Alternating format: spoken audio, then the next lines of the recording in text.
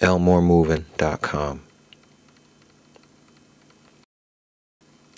How would you deal with waking up from a routine surgery and being told that you are now paralyzed for life from the nipples down?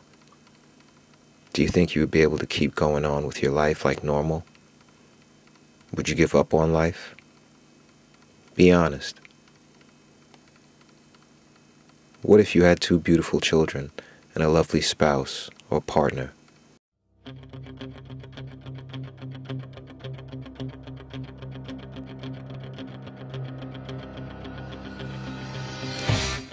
William Elmore has been paralyzed for 6 years and counting. And yet, he still goes on every day without skipping a beat.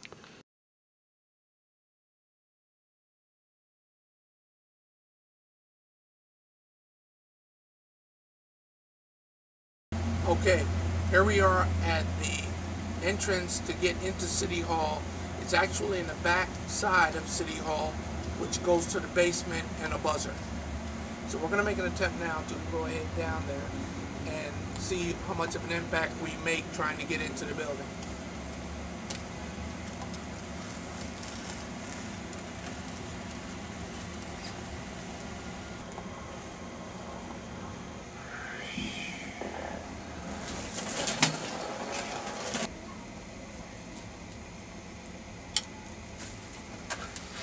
And now we're going to wait to see how long it takes for someone to come to the door.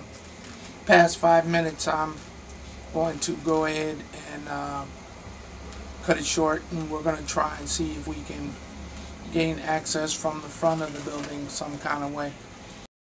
Alright, so there's no way that we can fake this. We're actually going to use the clock on the phone to video it to ensure that we're not faking, changing, or altering anything in this video. We may cut it down a little bit, but for tape and time purposes, but it'll be a continuous shot of over 5 minutes shooting and waiting for them to appear. Wow. I didn't even hear a bell on the other side when we pushed the button. Yep. So here's another image to show that Irvington and these other cities need to take a more proactive and active approach on its citizens.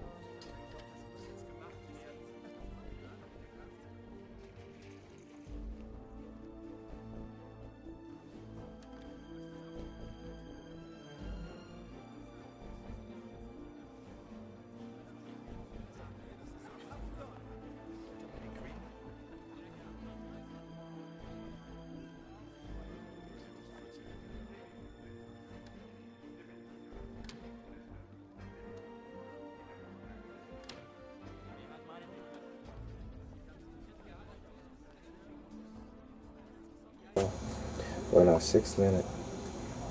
Should we even bother ringing the bell again? No. Yeah. Alright, that's 6 minutes, guys.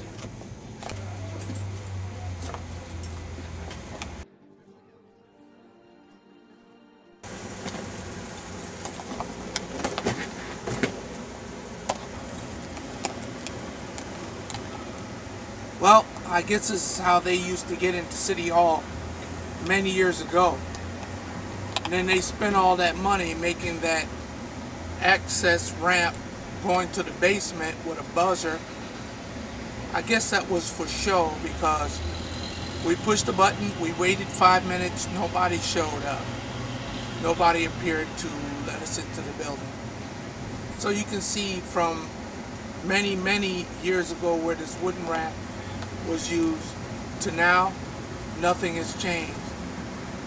The disabled are still being treated as badly as before.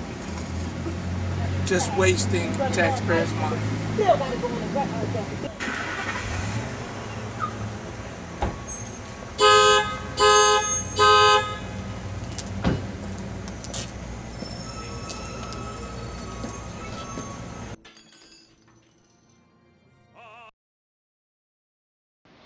Hello, my name is William Elmore. I have a number of things that we're going to cover here, one of which is the Irvington police station, which is not accessible at all. Next thing we're going to cover will be the City Hall of Irvington, as well as the courts.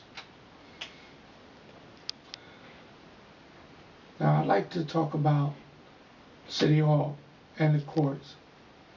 They're definitely not accessible. We went there last year and we came back 2 times this year. We came on a Friday where a police captain told us that Friday was a furlough day.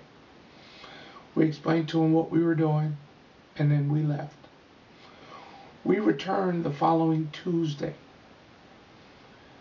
and we attempted to gain entry, which was futile. We went there, we gave them over 8 minutes to appear. But before we went down, we had talked to a maintenance worker who asked, were we going in? And he said, not right at the moment, we're filming, but we'll be trying to get in the basement in a little while. He said, okay, and left.